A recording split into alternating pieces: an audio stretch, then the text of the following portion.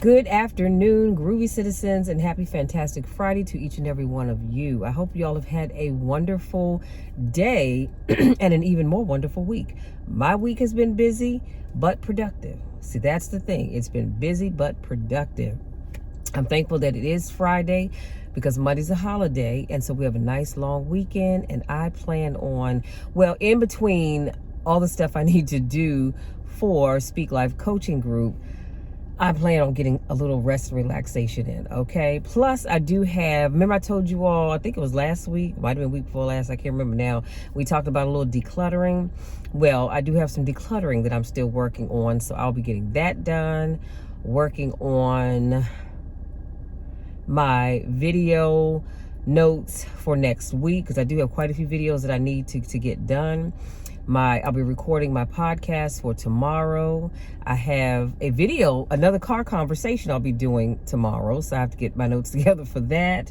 So yeah, I have quite a few things I need to get done, but I will rest as well. Now, quick update. I think I told you all Wednesday, if I'm not mistaken, that there was two tree branches that fell down in the backyard. Well, insurance company's been contacted, and the adjuster will be out. I think the lady said, if not tomorrow, which probably won't be, but they're going to try. But they do have a lot of calls, so they're going to try to get out here on Monday, even though it's a holiday. And if not, Tuesday, no later than Wednesday. So I'm thankful for that. So everything is set up for the tree limbs, both of those, because they are huge, to be removed. So we have that set up. And then we'll focus on where we're going to go with the fence, fixing that, or actually replacing it, because it's going to need to be replaced. So that is good news. That's one thing that you can check off the list of things to do. Now, let me say this. If you are in the DMV area, just know that it is starting to get quite windy outside. And I believe it's supposed to rain in the next couple of hours. So if you are going out, I would just suggest, as I always end my call anyway, not only be careful, watch where you're going, be safe, just be extra careful, okay? Because it is supposed to be quite windy with a lot of rain. I don't know if it's going to be quite the way it was a few days ago when the tree branches fell in the backyard, but it is going to be kind of messy outside, which is supposed to run into tomorrow morning. Now, having said that, y'all know what to do. Speaking of tomorrow morning, y'all, let me tell you, didn't get a chance to get to the gym today because I had something that came up that I had not expected, but God is good. Y'all see, I got the do done. So I'm feeling myself right now, but it's okay because I'm going to check to see what time Planet Fitness opens up tomorrow, and Sister Girl will be over there tomorrow morning. I think it's 5. It might be 6. Either way, doesn't matter because I'm going to get up and get my hunches in the gym, and I think I'm just going to work my back, and then Monday get back on track with my normal routine for Monday, Wednesday, and Friday. Now, having said all that, we can jump into today's topic, which is how to change the way you look at your life. And I thought that was very interesting because I think too often we tend to look at what's going on in our lives and we think what we see is all there is. And to be quite honest with you, sometimes if you just tweak the way you look at your life, you'd be surprised at how much further you can go. So once you allow a negative thought to take root in your life, it can change the way you look at your life. Let me put a pin right there. Do you realize that 9 times out of 10, the reason why you are procrastinating on things or you decide not to do them is because you had one negative thought that crept into your mind and it just made you say, forget it, I'm scrapping the whole project. Because that one negative thought said, you know what, Michelle, that might not work. Or you might put it out there and nobody's going to come. Nobody's going to register. It may be a flop. That one little thought caused you just to scrap the whole idea. And it's sad, but it's a reality for so many people. Now, let me tell you what I do when that happens. I say to myself, Michelle, if you don't get it together, you know better. You know better. Even if nobody showed up to your event, at least you showed up and you made an effort. And you can now go back to the drawing board to say, okay, what can I do differently to make sure people show up. I told you all that I am doing a Write the Vision 2024 event. It's going to be the third Saturday in February, and I thought I wrote the date down, but I didn't. But it's going to be the third Saturday in February. It's going to be at the South Bowie Library. So if you're here in the DMV area and you're interested, stay tuned for that. There is a cost associated with it because you will be receiving a journal and lunch, okay? So make sure you stay tuned for that because I can only take 10 people. Only 10. That is it, because I'm keeping this group small for a reason. So once you see the notice, if you're interested, make sure you register because I don't want you to miss out. Now, getting back to what I was saying, but what if I said to myself, Michelle, you know what? You could do this event and nobody shows up. That's a very real possibility. But you know what? I'm not going to let that stop me. I'm going to continue to move forward. I'll get those journals ordered this weekend. If not, you know what? By the end of the month, I'll get them ordered because they're coming from Amazon. So I'll get the journals ordered. And I think I want to find nice pens to go with them. So we'll see. But I digress. But what I'm saying is I could let one negative thought deter me from doing that event, but I'm not, because I'm just not wired that way. See, I am a champion. You're a champion. You just have to believe that you're a champion, and you've got to say the right things to yourself. So, excuse me, here are 5 ways that you can change the way you look at your life. Number 1, avoid using words like always and never. This, y'all, I'm trying to tell you, this right here, we can have the benediction and go on home, because we all tend to use always and never. So absolutes like always and never are rarely correct. So using these types of words produce fear and anger. So for example, my man never listens to me. Well, when you say that in this case, I'm gonna say your significant other never listens to you. Well, that would imply that they don't. And the reality is that they just didn't listen to you on that particular issue. But they do listen to you. So when you say they never listen to you, that would imply that they never, ever listen to you. No, they're not listening to you in that moment. Or everyone always takes advantage of me. And that's not true. Everyone, that would imply that everybody that you come in contact with every single day takes advantage of you, and that's not true. You've had people take advantage of you, but it's not always. So that's why you want to make sure you stay away from using the words always and never, because as I said, very rarely are they actually true. So whenever you catch yourself thinking in terms of absolutes, stop and find a different way to express your disappointment. So instead of saying everyone always takes advantage of me, you can just say, I'm tired of reaching or stepping out to help people and them taking advantage of me, or something similar to that. But stop using always and never. Number 2, pay attention to your self-talk. Studies have shown that our mental chatter is 70% negative. You can fix this by questioning your negative feelings and don't act on them without thinking them through. So for example, when you feel guilty about anything, is the guilt trying to teach you something, or is it an irrational response to a situation? Only you know that. So again, you've got to be careful with the negative self-talk. And I've talked about this before, how that negative self-talk can cause you to miss out on some great opportunities, because people tend to sit and say things like, you know what? This is a great opportunity. It's got to be too good to be true. I don't deserve this. Or just like, I think recently I talked about that, when someone says, hey, you know what? This is a wonderful opportunity that you have. And you say something like, yeah, but I don't really deserve this. This should have actually gone to someone else that's more deserving. Why don't you deserve it? Why do you think you don't deserve it? Because you deserve it just as much as anybody else. So you need to be careful about that negative self-talk. And I hear people doing it too often, and it really bothers me to the core of my being. You all have no idea how bad it unnerves me. And every now and then, when I am led to do so, I will say something. And I'll say, you know what, do me a favor, don't say that anymore. Or don't say that in my presence. And people usually will say, what are you talking about? Don't say that again.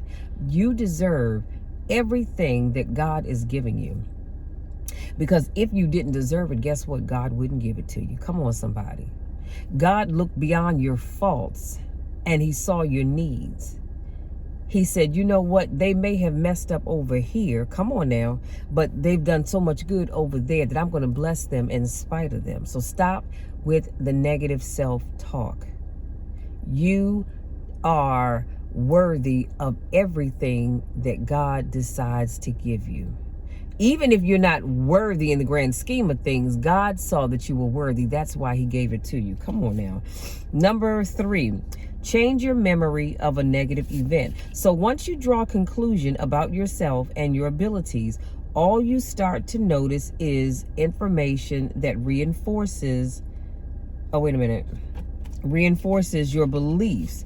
This is called a confirmation bias, and your brain will discount new or different information that contradicts the way you look at your life. So for example, if you believe you are a failure, you will only believe that whenever things don't go right.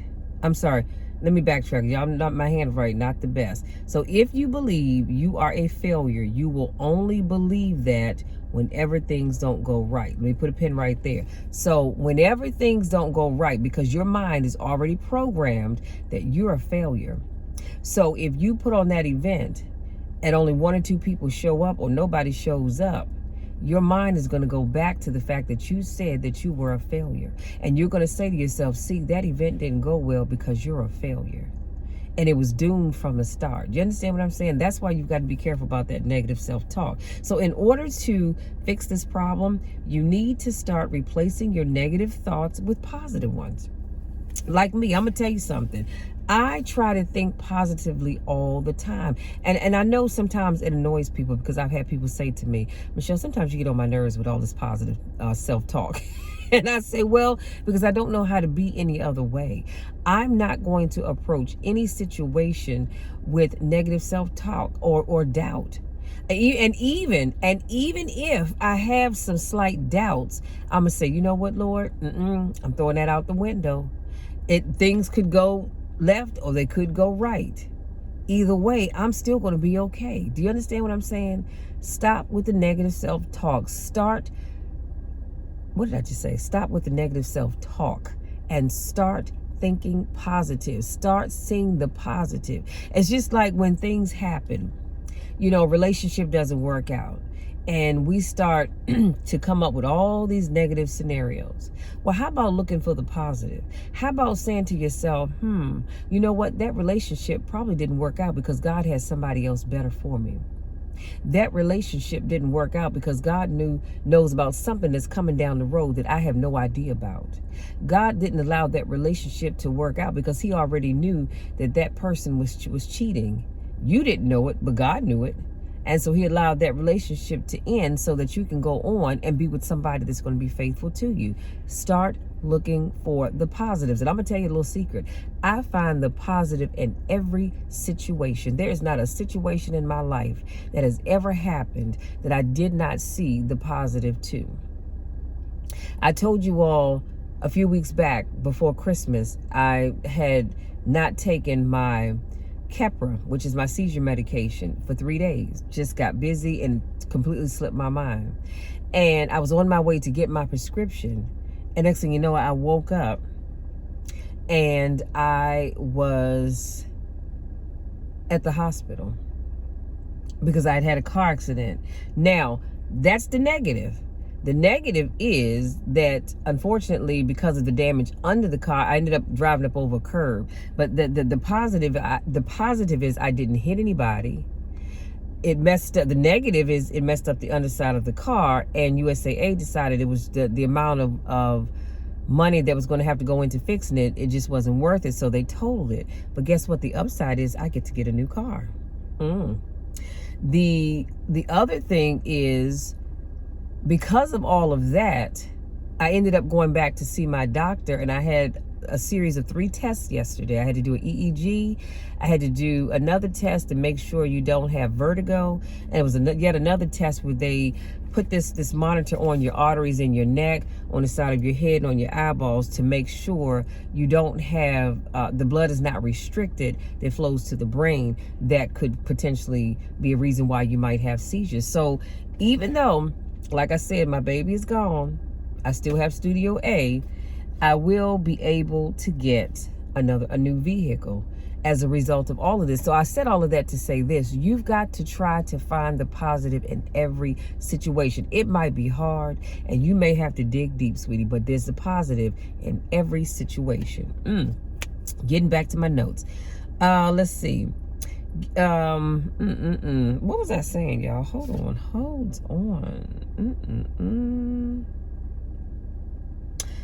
Let's see. Oh, okay. So number 4. No, I talked about that. Okay, number 4. Keep things positive. I don't know if I said this already. I probably didn't, but it's all right. Number 4, keep things positive. According to research, a healthy balance of positive and negative emotions is essential to overall health. Give yourself permission to play and smile from time to time. Some of you all are wound up so tight. I like to say you walk around with your knickers in a twist because you have so much going on in your life that you don't give yourself permission to smile and laugh. Do you all know the saying is laughter is the best medicine? Have a bad day and let somebody make you laugh, and watch how you'll forget about whatever that thing is causing you to have a bad day, just like that. Just like that. So I'm telling you right now to give yourself permission to smile and laugh from time to time. Stop taking life so seriously all the time. I get it. There is a time to play and there's a time to be serious, but you've got to allow yourself to unwind every now and then, so you're not all, like I said, walking around with your knickers in a twist. If you're not sure what that is, look that up. Number 5, last but not least, stop seeing yourself as a victim. Victimhood has become an American epidemic. If things don't go right, we immediately claim victimhood and blame everybody else for our situation. Claiming yourself as a victim is a lie that we tell ourselves, and it keeps us from reaching success. It's up to you if you let the actions of other people affect you in a negative way. If you always take things personally, you will make yourself a victim of what you think and do. All this does is give people power over you. And y'all need to stop giving people so much power over you. Stop thinking everything is always about you, because it's not. Do you understand that? So, case in point, a perfect example of that would be your relationship doesn't work out. And and you may have, I don't know, said or done something, and your significant other says, hey, you know what? I'm done. The relationship is through. I'm moving on. And you sit back and you cry and you weep and you all ugly in the face, makeup just running down your face, hair unkept, you ain't washed in a couple of days, you know, if that's your thing. I don't have time for all of that, but, and you sit there and you think about, well, Lord, if I hadn't have said this, if I hadn't have done that, so-and-so would still be here. You're playing the victim. You are playing the victim, because I promise you that one incident is not what drove that person away. There was some underlying stuff there that was already going on. So stop thinking that you're the reason why they've gone. But here, you know what? Here's an even better example. Your man or your woman says, hey, look, I'm calling it quits. I'm tired of being in this relationship because you don't cook, you can't cook, you won't cook. That's my story, because I can't, don't, and won't. But that's neither here nor there. And so that person decides they're going to leave. And so now you sit around, you moping, woe is me. Well, maybe if I learned to cook, they would have stayed. Or maybe if I learned to do this, that, or the other. Sweetie, let me tell you something. Stop playing the victim. Everything is not always about you. The problem has more to do with them than it has to do with you. Because see, whenever a relationship of any kind doesn't work, you have to ask yourself or look at, put all your cards on the table and look at everything. The reason that relationship did not work out is not just because you can't, don't, or won't cook. There's some other things going on. What did they do? That's just like whenever you ever notice how your good girlfriends or your good guy friends, when a relationship don't work out, you say, man, me and so we're not together anymore. The first thing they say is, what did you do? I don't do that anymore because I've learned better. But usually they'll say, what did you do? Assuming that you did something. How about both of you played a part? Because that's something else that would drive me crazy. When somebody wants to point out the things that they did or they could have done, I listen, because that's what I do. I listen. I say, okay, now tell me what they did.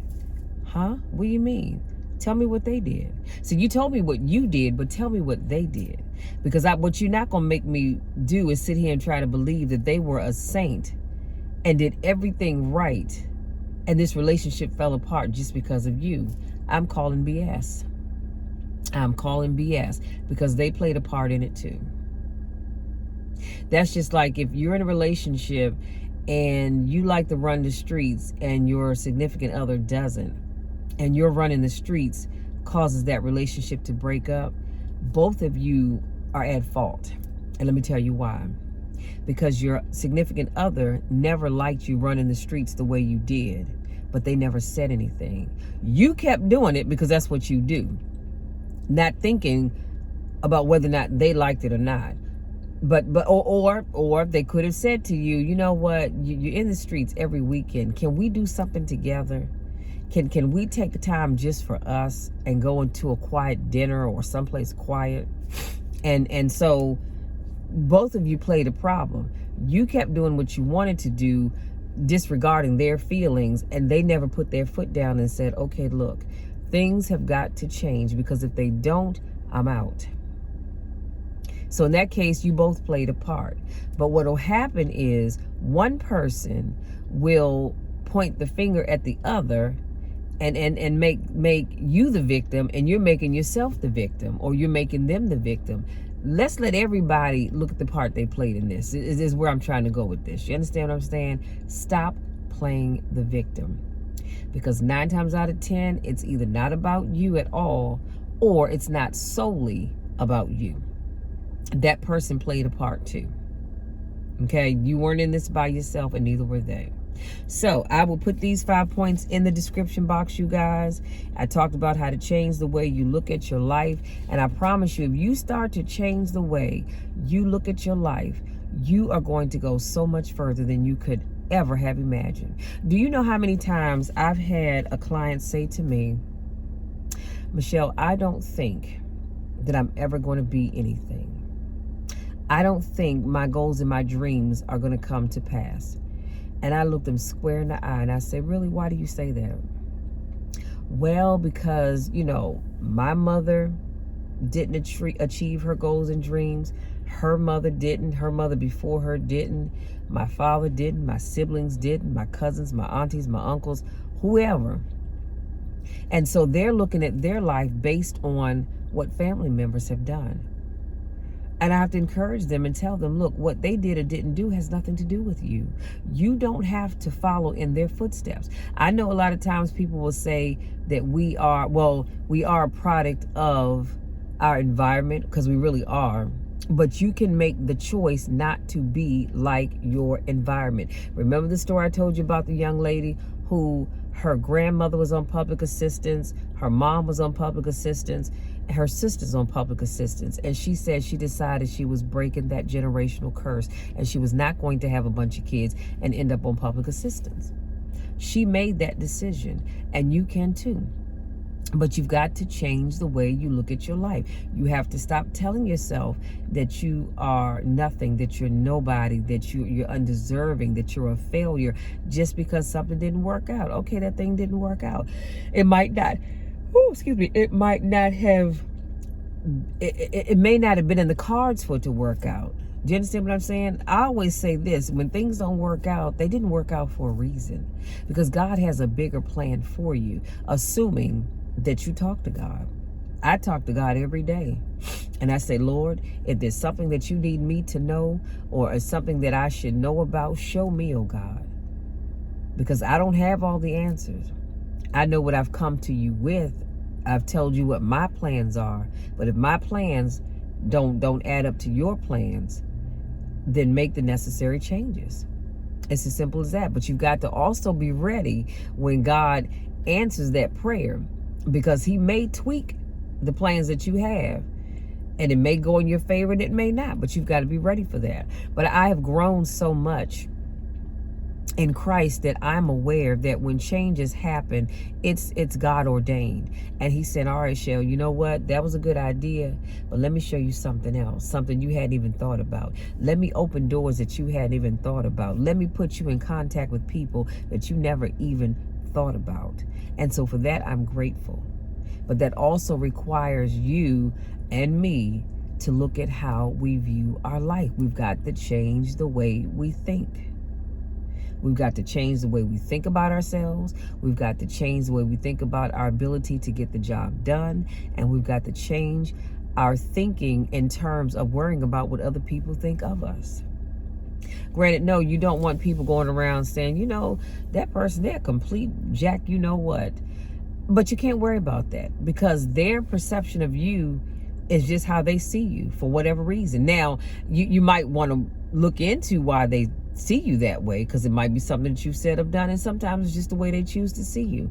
But if you look at your life and you know that you're doing all the right things, honey, don't worry about what other people think of you. Don't worry about that at all. You keep doing you.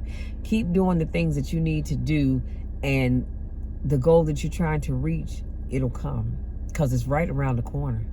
It is right around the corner. All you have to do is keep pressing forward, change the way you think about yourself, and your life will be so much different. That I can guarantee you. And I'm going to tell you, I know for a fact that it can, because I've been down that road. I wouldn't tell you something if it wasn't true. Okay? Now, having said that, I'm going to bid you all good day, because I do have a conference call in 30 minutes, and I need to be ready for that. So go out there. Enjoy the rest of your evening. Like I said, if you live here in the DMV area, just know that rain and wind is coming. So you might want to make sure your gutters and things are all free of debris and all that other good stuff. And just make sure, you know, if you got any loose branches around your house, that you get rid of them, secure them, or whatever the case may be. If you have any loose items, ladders, whatever in your yard, secure them as well, so they don't become projectiles as the wind picks up. And just enjoy the rest of your evening, no matter what you decide to do. Okay? Now, if you're new to watching my videos, I want to say welcome. Thank you so much for joining me. I do car conversations, i.e., I'm in my truck, so I call it car conversations, every Monday, Wednesday, Friday, and Saturday. So make sure you come back tomorrow, and I'll have another motivational topic for you. If this is not your first rodeo, I want to say welcome back. Y'all know I miss you and I don't get a chance to see you. Again, go out there, enjoy the rest of your day. Have an amazing weekend on purpose. Make sure you relax, have fun, but make sure you get some relaxation in as well.